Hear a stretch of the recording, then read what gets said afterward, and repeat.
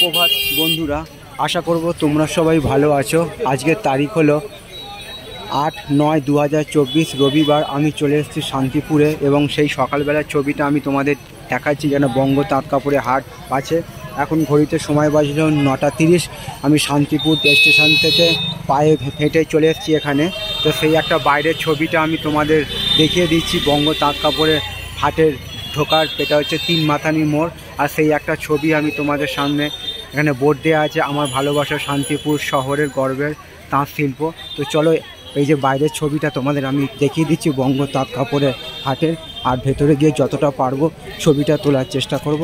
তোমাদের উদ্দেশ্যে ছবিগুলো বানানো, যেহেতু পুজো বাঙালির সবচেয়ে বড় উৎসব দুর্গা পুজো হতে আর মাত্র 1 মাস বাকি। তো তারই একটা সামনে কেনাকাটার পর্ব শুরু হয়ে গেছে, পাইকারি এবং খুচরো।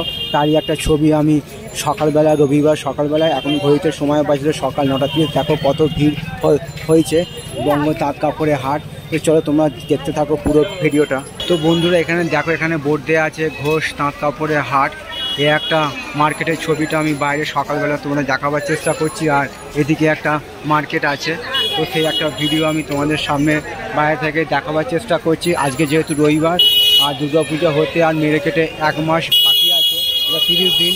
তো তারই একটা পূর্ব মুহূর্তের প্রস্তুতি চলছে কেনাকাটা। তারই একটা ছবি আমি তোমাদের সামনে সকালবেলার দেখাবার চেষ্টা করছি। আর এখন ঘড়িতে সময় বাজলো সকাল 9:30। আমি বজবজ থেকে লোকাল ট্রেন ধরে শিয়ালদা থেকে শান্তিপুর লোকাল ধরে শান্তিপুরে চলে এসেছি।